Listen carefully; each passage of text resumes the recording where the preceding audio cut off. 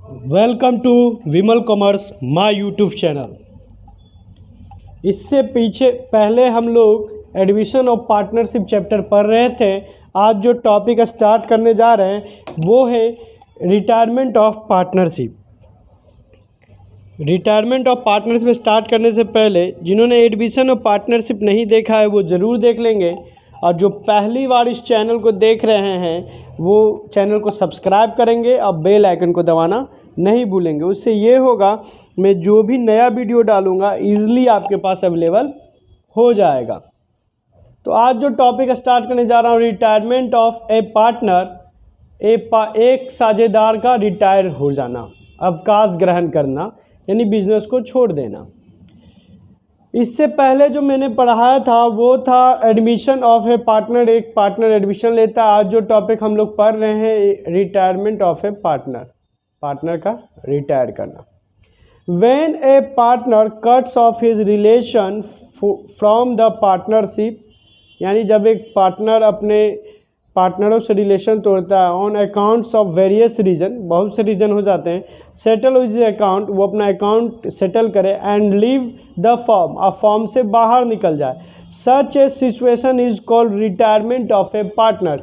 इस सिचुएशन को ही पार्टनर कहते हैं। कहने का मतलब क्या है, जब एक साझेदार अपने सभी पार्टनर, सभी साझेदारों से रिश्ता ख़त्म करता है और अपने अकाउंट्स को सेटल करता है और फॉर्म को छोड़ देता है, तो इसी स्थिति को हम लोग अवकाश ऑफ साझेदार का अवकाश कहते हैं, या partner retirement of a partner कहते हैं।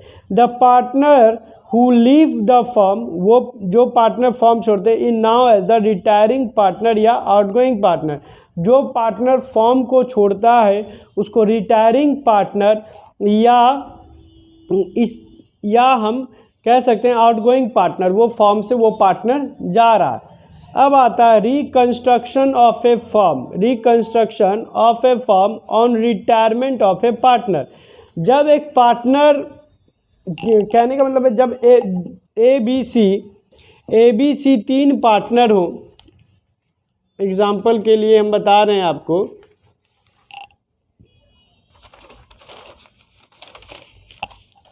यहाँ पे कि ए बी सी तीन पार्टनर हैं और सी बिजनेस को छोड़ के जा रहा है, सी रिटायर हो रहा है, सी बिजनेस को छोड़ के जा रहा है तो सी रिटायर हो रहा है। तो सी रिटायर हो जाएगा तो ए और बी एग्जिस्टिंग करेगा, ए और बी रहेगा, तो अब जो पुराना रेशियो रहा वो तो बंद हो जाएगा, नया रेशियो होगा, ये दोनों पार्टनर चलेंगे, पुराना एग्रीमेंट ख़त्म हो जाएगा। तो कहते हैं कि जब एक पार्टनर रिटायर हो जाता है और पुराने पार्टनर रहते हैं, तो जैसे ही एक पार्टनर पार्टनरशिप फॉर्म को छोड़ के जाता है तो पुराना एग्रीमेंट ख़त्म हो जाता है, नया एग्रीमेंट चालू होगा। उसी स्थिति को रिकंस्ट्रक्शन ऑफ पार्टनरशिप कहते हैं।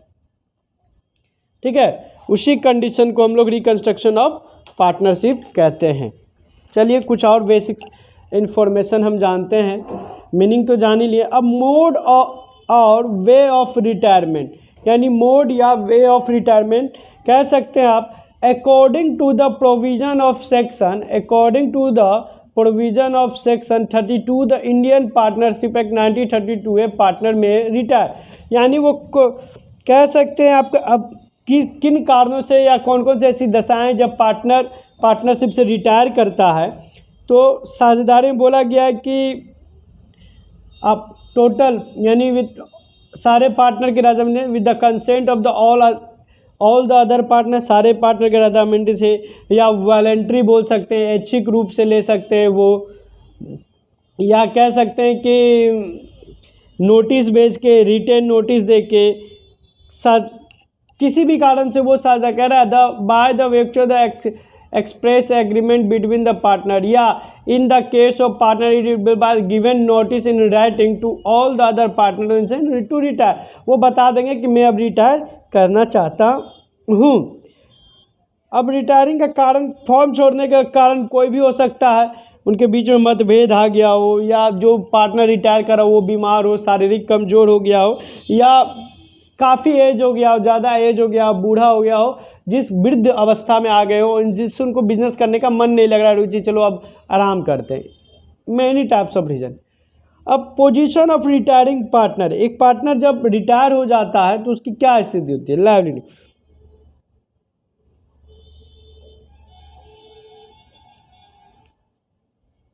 जब एक पार्टनर कह रहा है a retiring partner remain able to the creditor for the act of the firm done before up to the date of retirement, the retiring partner also लेवल to third party of all transaction form begin the but unfinished at the time of his retirement. वो कहने का मतलब है कि जब एक partner साझेदार से रिटायर करता है तो लेनदार के प्रति उत्तरदायी होता है, क्योंकि वो रिटायर होने से लेकर जब से बिजनेस शुरू हुआ तब से जिस दिन रिटायर हुआ उस दिन तक के फॉर्म में हुए सारे कामों के लिए वो उत्तरदायी है। A retiring partner remain liable to third party to act the form done after his retirement and public notice to his retirement giving. यदि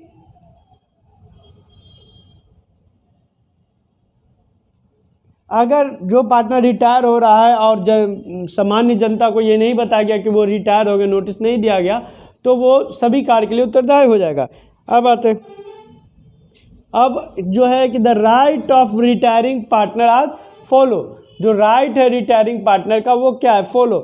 N outgoing partner may carry business competing with that of the firm but must not use the firm name, must not represent that the carrying on the business, the firm must not the socialist customer. कहने का मतलब है कि जब एक partner retire कर लेता है व्यवसाय,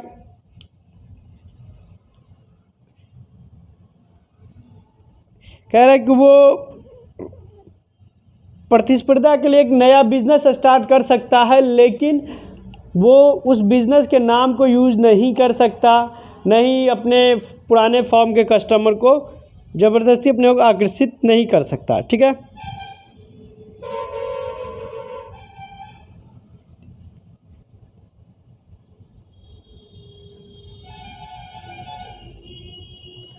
अगर पार्टनर रिटायर किया, if when the retire the accounts of the firm are not settle and the outgoing partner not paid his dues, he is entitled to share in the profit even after retirement of interest rate of 6% on the amount of his share in firm। कहने का मतलब है साझेदार partner को उसके देय राशि का भुगतान, अगर उसने जो पैसा दिया उसका भुगतान फर्म के द्वारा नहीं किया गया है तो जो अमाउंट उसने दिया उसका 6% पर एनम के दर से या रिटायर करने के बाद उसकी पूंजी के रेशियो में होने वाले लाभ पे उसे प्राप्त करने का अधिकार है। कब? जब उसके राशि का भुगतान नहीं किया गया है। इफेक्ट ऑफ रिटायरिंग पार्टनर, जब पार्टनर रिटायर करता है तो क्या फिर पार्टनरशिप का क्या कह रहा है, the retirement of a partner be treatment in the old partnership and new retirement contract, यानी पुराना पार्टनरशिप खत्म हो जाता है, नहीं आता। The combined share of the remaining partner increase, in fact profit sharing ratio change, पुराना प्रॉफिट शेयरिंग रेशियो चेंज हो जाएगा। And profit and loss reserve distributed among all the partner, सारे पार्टनर प्रॉफिट डिस्ट्रीब्यूट कर लेंगे। The assets liability फिर से revalue करना पड़ जाता है। जस्ट लाइक लगभग बहुत कुछ आपको एडमिशन में, जैसे एक नया पार्टनर आता है गुडविल वैल्यू लगाना पड़ता है, एसेट्स का रिवैल्यू करना पड़ता है, प्रॉफिट शेयरिंग रेशियो चेंज करना, सेम सारे लगभग सारा चीज़ एक ही सा होता है। तो अब बताते हैं हम आपको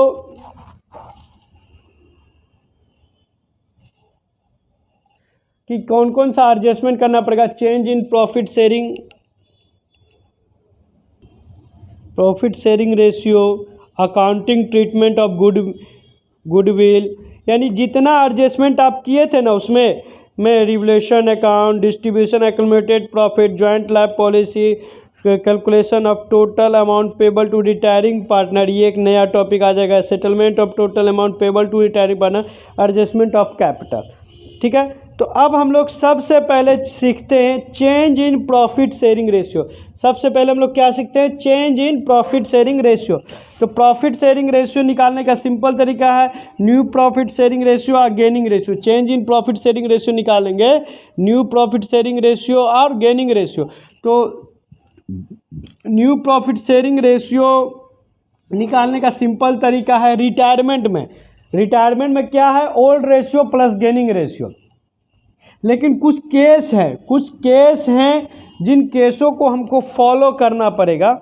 तो चलिए आपको हम बुक से एग्जांपल्स भी दिखाते जाते हैं। और पहला केस क्या है, तो चलिए बुक को ही हम दिखाते हैं। पहला केस कह रहा है, case 1, when nothing is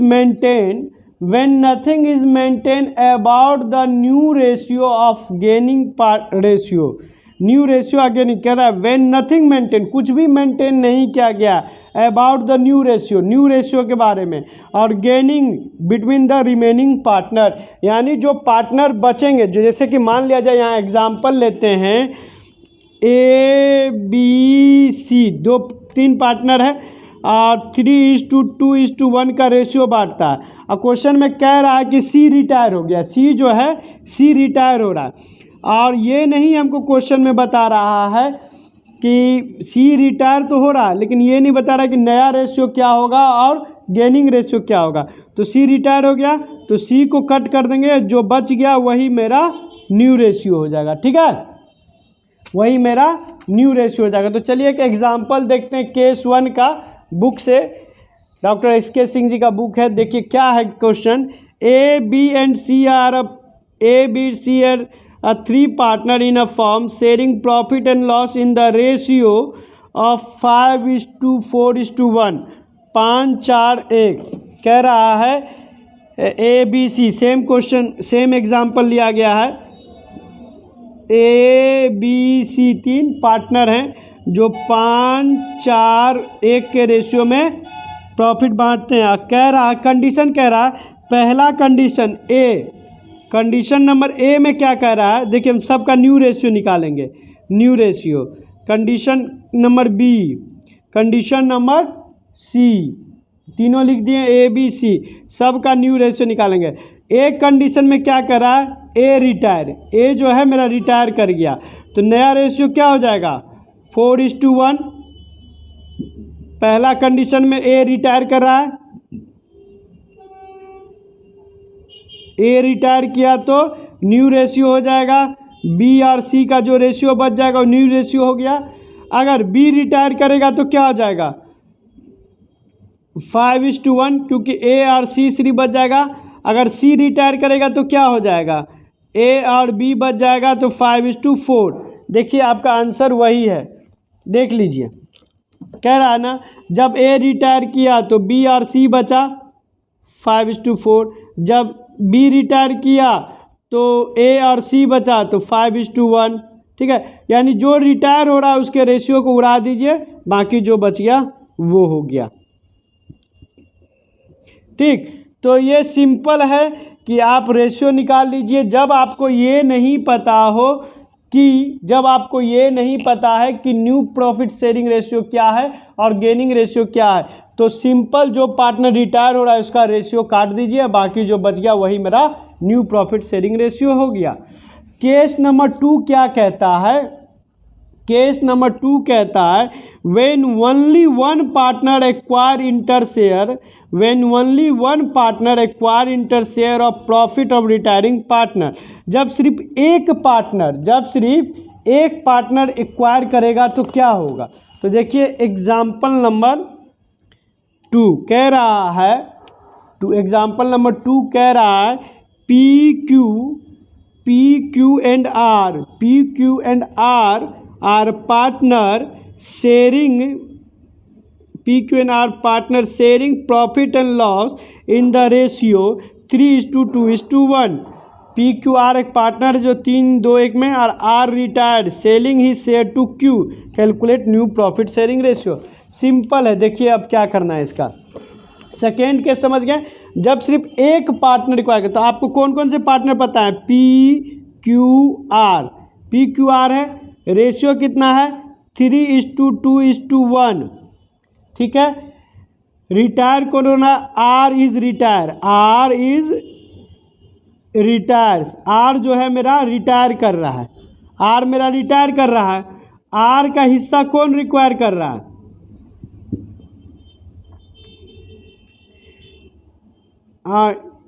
R retire, his his selling his shares to Q, ये क्यू को अपना हिस्सा बेच रहा है ना। तो न्यू रेशियो आपको बताया, तो new share equal to old share plus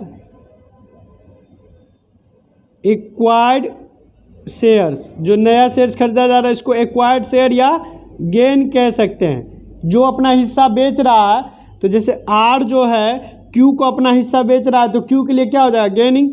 तो सिंपल फार्मूला क्या होगा, तो पी का न्यू शेयर तो जस्ट का तस होगा न्यू शेयर्स ऑफ पी, क्या हो जाएगा 3/6 हो जाएगा सिंपल। लेकिन न्यू शेयर्स ऑफ क्यू क्या होगा, क्यू का पहले था 2/6 और आर जो रिटायर हो रहा है वो अपना 1/6 इसको बेच रहा है। एलसीएम 6, 2 + 1 तो लिख सकते हैं 3/6। इसलिए new ratio of P and Q क्या होगा 3/6 = 3/6, इसको 3:3 लिख सकते हैं, कट कर दे तो 1:1 हो गया। ठीक है, 1:1 हो गया, कोई दिक्कत। ये था केस नंबर 2। केस 3 देखते हैं। केस 3 क्या कह रहा है, केस 3 हम देखते हैं, कह रहा है when remaining partner require या purchase the share of retiring partner in a specified ratio। अब यहाँ अभी तक क्या कह रहा था कि एक ही पार्टनर का, जब स्पेसिफाई एक रेशियो बता रहा हो कि ये पार्टनर और ये दोनों पार्टनर उसका हिस्सा लेंगे तो कैसे एंट्री होगा। तो क्वेश्चन देखिए, यहाँ पे सिंपल एक क्वेश्चन है, A B and C are partner, A B and C are partner in a firm sharing profit in the ratio of 5:4:3। ठीक है, B retire and his share was divided equally between A and C. A और C जो है इसके share को equal divide करेगा। Calculate the new profit sharing. देखिए question में मजा क्या है, सीबीएसई में भी पूछा गया है और बिहार बोर्ड में भी पूछा हुआ क्वेश्चन है, तो एग्ज़ाम में पूछा हुआ क्वेश्चन है। तो चलिए हम सॉल्व करते हैं। तो सबसे पहले जो तीनों का शेयर्स क्या है, A:B:C है। तीनों का रेशियो पुराना वाला क्या है, 5:4:3 है।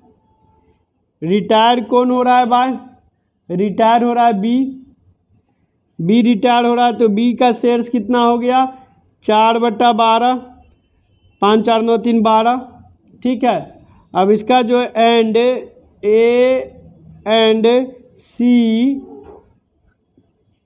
टुक इक्वली फ्रॉम बी से बराबर लेगा, तो ए कितना गेन करेगा, ए गेन कितना हो जाएगा, ए गेन करेगा 1/2 × 4/12,